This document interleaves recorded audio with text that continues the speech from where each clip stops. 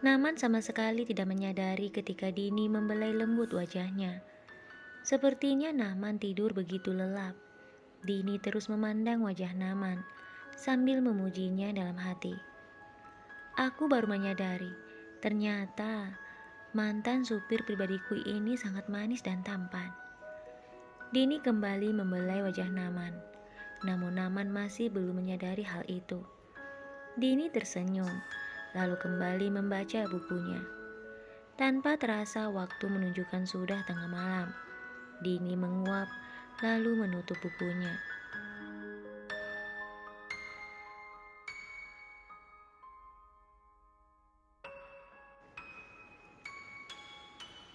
Setelah merapikan buku-bukunya, Dini melihat Naman yang masih tertidur lelap di sampingnya.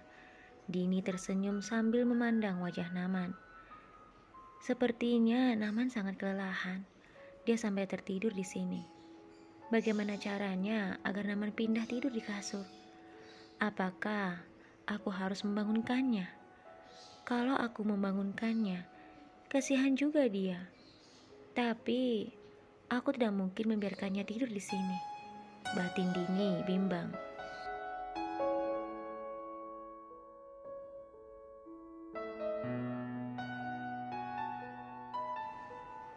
Dini kembali terus memandang wajah Naman. Entah mengapa, tiba-tiba terpikir oleh Dini untuk mengecup kening Naman. Dengan perlahan Dini mendekati wajah Naman. Dini membelai rambut Naman yang menutupi keningnya, lalu mengecupnya mesra. Dini berpikir Naman akan terbangun, tetapi ternyata tidak. Naman masih tidur dengan lelap. Tanpa sengaja mata Dini tertuju pada bibir Naman yang begitu indah.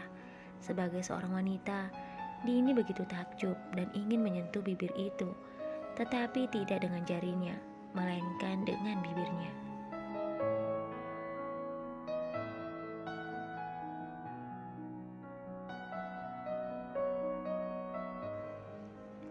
Dini kembali mendekatkan wajahnya pada wajah Naman dengan perlahan.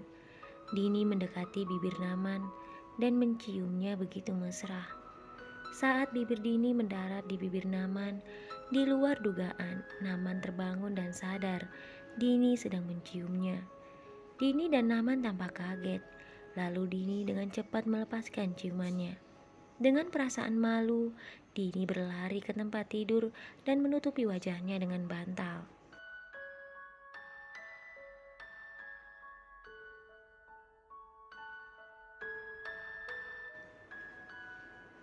Melihat apa yang dilakukan Dini, Naman kemudian bangun sambil tersenyum.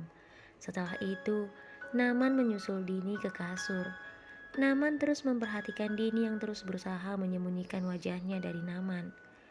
Naman menaruh tangannya pada pinggang Dini dengan pelan. Dini yang sadar akan hal itu kemudian berkata dalam hati, "Apa yang akan dilakukan Naman padaku?" Dini seperti sedang menunggu Naman bertindak lebih lanjut, namun ternyata tidak. Tangan Naman tak berpindah, tetap berada di pinggang Dini.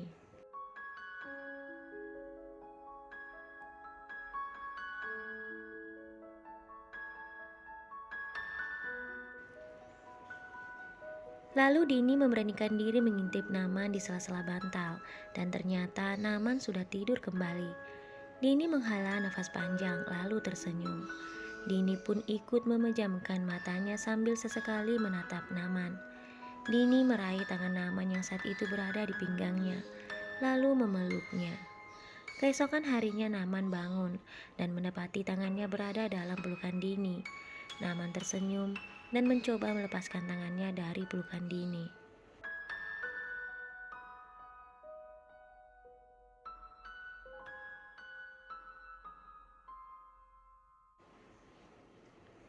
Saat Naman mencoba melepaskan tangannya dari pelukan Dini, Dini yang masih memejamkan mata justru menarik tangan Naman, sehingga membuat Naman jatuh tepat di atas Dini. Di saat itu pula Dini terbangun dan melihat Naman. Mata Dini terbelalak melihat Naman tersenyum padanya begitu dekat. Naman? Naman masih tersenyum. "Maaf Nona, aku tidak bermaksud apa-apa. Aku hanya berusaha mengembalikan tanganku yang Nona rebut semalam. Dini mengerutkan keningnya. Apa maksudmu, Naman?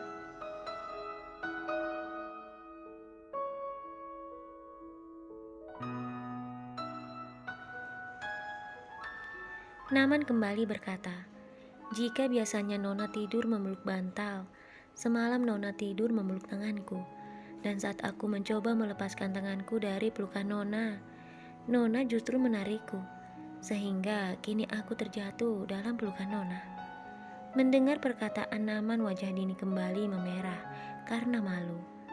Naman kemudian bangun dan hendak berjalan menuju kamar mandi. Namun, sebelum itu Naman melirik Dini yang saat itu menepuk keningnya sambil menggelengkan kepalanya. Melihat hal itu, Naman tersenyum dan berjalan masuk ke kamar mandi.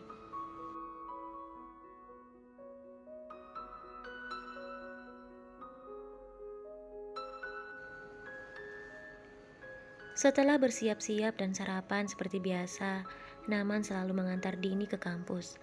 Di sepanjang jalan Dini hanya tertunduk tak berkata apapun.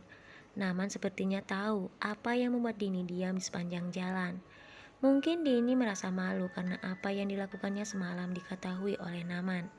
Setelah mengantar Dini ke kampus, Naman kembali berusaha mencari pekerjaan. Karena menghadapi ujian semester, hampir setiap malam, Dini menghabiskan waktunya belajar di tempat tidur ataupun di meja.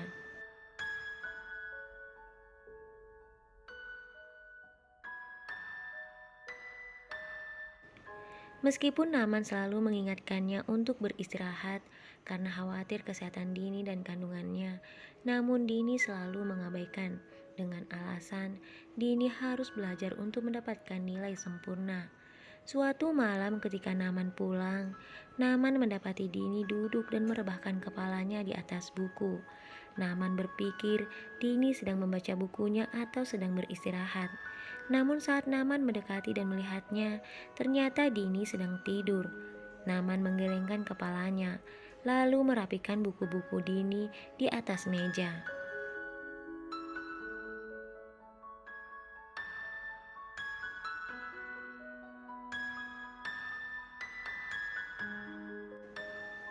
Setelah itu Naman menggendong Dini dan membawanya ke tempat tidur.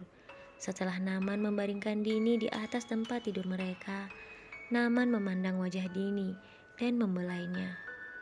Maafkan aku, Nona. Sebagai suami, aku belum bisa membahagiakan Nona.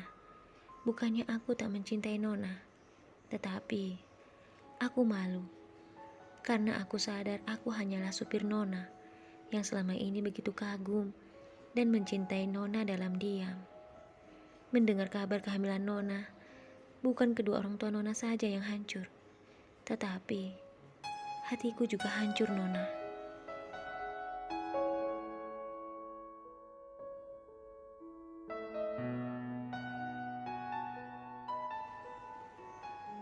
Naman kembali melanjutkan perkataannya sambil terus memandang Dini yang sedang tidur. Tetapi rasa cinta yang selama ini aku pendam tidak membuatku egois, Nona. Aku berusaha membantu Nona untuk mencari laki-laki yang telah merenggut kehormatan Nona. Tetapi takdir berkata lain. Aku harus menikahi Nona, meski bukan karena dasar cinta, tetapi untuk menutupi aib. Meskipun begitu, aku sangat bahagia dan beruntung bisa menikahi Nona, wanita yang selama ini aku cintai, wanita yang selalu aku jaga. Tetapi aku tidak menyangka, Nona, aku masih bisa lalai dalam menjaga Nona.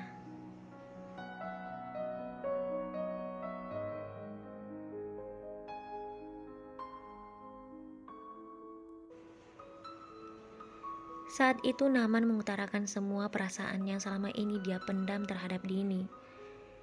Sampai-sampai Nona dan keluarga Nona harus menanggung malu. Aku yakin hal itu terjadi setelah kedua penjaga di sana mengusirku dari pesta itu. Karena aku tidak pernah membiarkanmu seorang diri, Nona.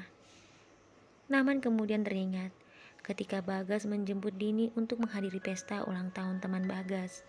Lalu teman Naman, seorang penjaga keamanan di rumah Dini, berkata padanya, "Sekarang kamu enak, Naman. Pekerjaanmu sedikit berkurang, semenjak Nondini pacaran dengan Bagas.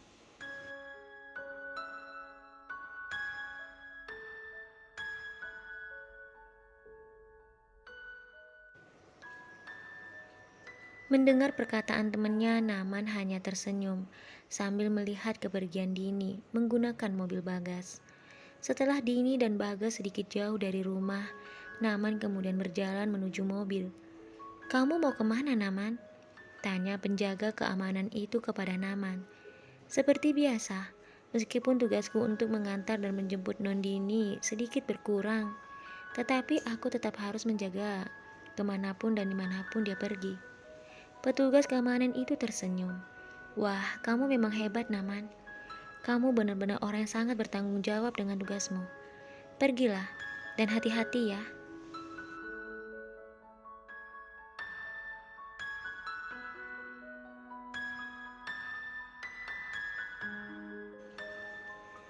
Namun ketika Naman tiba di acara pesta teman Bagas, Naman diusir oleh kedua penjaga pintu karena Naman tidak memiliki undangan.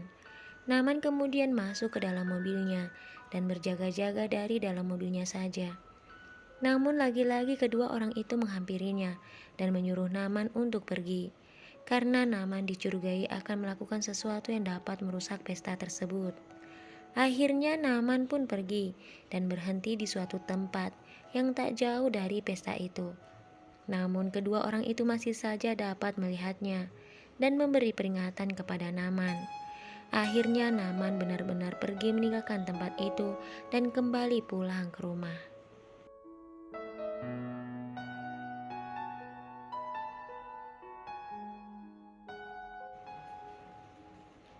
Setelah mengingat semua kejadian itu, Naman sedikit membungkuk untuk membelai rambut Dini. "Semua sudah terjadi, Nona. Tidak ada gunanya kita membahas masa lalu. Tidurlah dan bermimpilah yang indah. Setelah ini, semua akan baik-baik saja. Aku akan menjaga Nona dan juga bayi yang ada di dalam kandungan Nona. Meski itu bukan anakku, tetapi aku akan mencintainya sama seperti aku mencintai Nona." Setelah mengatakan hal itu, Naman mencium kening Dini sambil berbisik, "Aku mencintaimu, Nona. Aku sangat mencintaimu." Tetapi, seorang supir tidak mungkin mengatakan itu kepada majikannya. Jadi, biarlah perasaan itu aku simpan di dalam hatiku saja. Meskipun saat ini, aku adalah suami Nona.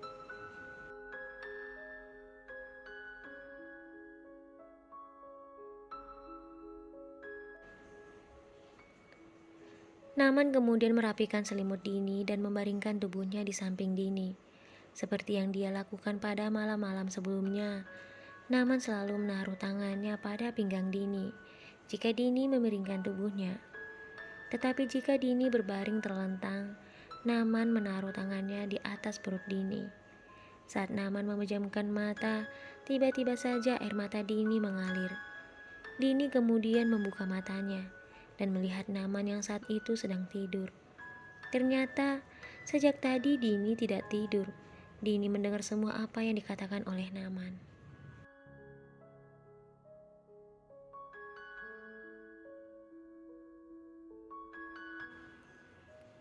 Dini menggenggam tangan Naman dan memeluknya erat. Dini lalu mencium tangan Naman. Dia tidak menyangka Naman yang selama ini dianggap hanyalah supir pribadi telah menaruh hati padanya dan selalu menjaganya kemanapun dia pergi. Apa yang terjadi saat Bagas membawanya ke pesta ulang tahun temannya dan semua yang terjadi di rumah Bagas, itu semua di luar kemampuan Naman. Selama ini Naman telah melakukan tugasnya dengan sangat baik. Pantas saja tanpa sengaja, Dini sering melihat Naman memperhatikannya melalui kaca spion mobil.